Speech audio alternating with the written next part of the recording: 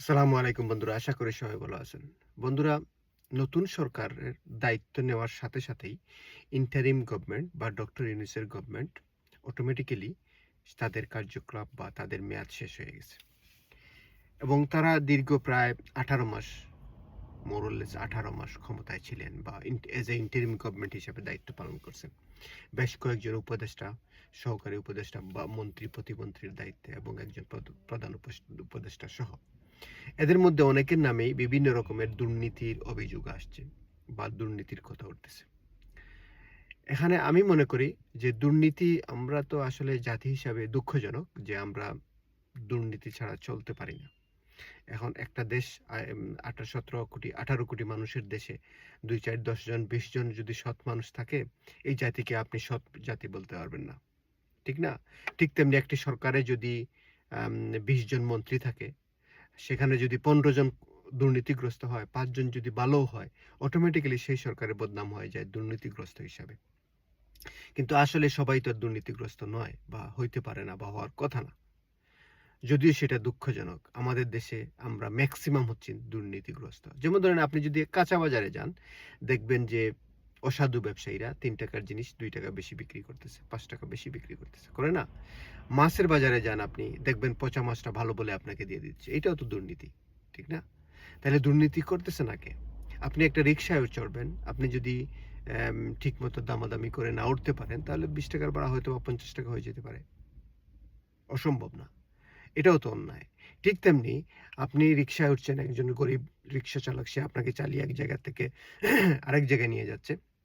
ঠিক না? আপনি নেমে ৳20 র ভাড়া যদি সে কথা না বলে, সে যদি সফট থাকে, তাহলে আপনি হয়তো ৳50 র ভাড়া ৳40 দিয়ে চলে যাবেন। এটাও তো দুর্নীতি। এটাও তো অসৎ আচরণ। ঠিক তেমনি সরকারে যারা বসেন, মন্ত্রী মিনিস্টারের পদে যারা বসেন, তারা directly or indirectly, I don't know why, they more or less they already involved. They got to involved দুর্নীতির সাথে বা এই ব্রাইবেরির সাথে। যেটা আসলে প্রকাশ করার মতো না, এতটা কষ্টকর। পৃথিবীর অন্য যেকোনো দেশে গেলে বা উন্নত বিশ্বের কোনো দেশে গেলে বুঝা যায় পার্থক্যটা।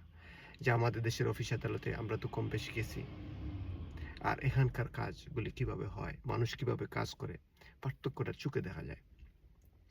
তো যাই হোক, যে কথা বলতেছিলাম যে ডক্টর ইউনূসের সরকারে দুর্নীতিগ্রস্ত লোকের সংখ্যা অবশ্যই আছে, না না, তবে সবাই না, আবার বেশিরভাগ, এটা বলাই যায়।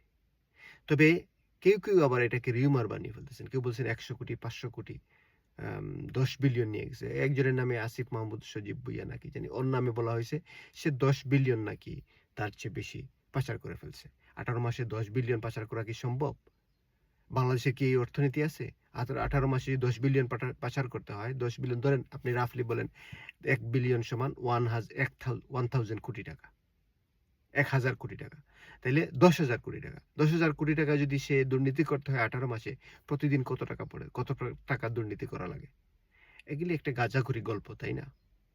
এইসব থেকে আমাদের বের হয়ে আসতে হবে। এইটাও অন্যায়। এই যে আপনি বিনা কারণে, না বুঝে, না দেখে একটা মেসেজ ফরওয়ার্ড করে দিচ্ছেন, লাইক দিয়ে দিচ্ছেন, এটাও অন্যায়, এটাও অবিচার, এটাও এক ধরনের দুর্নীতি।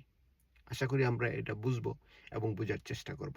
সুতরাং কোনো কিছু না জেনে, না বুঝে যেকোনো কিছু যেকোনো মেসেজ ফরওয়ার্ড করার আগে একবার চিন্তা করে নিবেন যে এই মেসেজটা কতটা সত্য, কতটা সঠিক। ঠিক না? যেমন একটা কথা আছে না যে ব্যাড মেসেজ বা মিসইনফরমেশন, ঠিক, misinformation passing through more faster than missile nowadays. সুতরাং ভেরি কেয়ারফুল। আপনারা যে কোনো জিনিস লাইক দিবেন, শেয়ার করবেন, বুঝে শুনে দেখে করবেন, না বুঝে করবেন না। যা বলল তাই বিশ্বাস করার দরকার নাই। আজকালকার এই যুগটা খুবই মিথ্যের যুগ, এআইয়ের যুগ, খুবই মিথ্যের যুগ। টপ টু বটম সবকিছু মিথ্যে, সেখানে সত্য খুবই সংকীর্ণ। খোদা হাফেজ। God bless Bangladesh.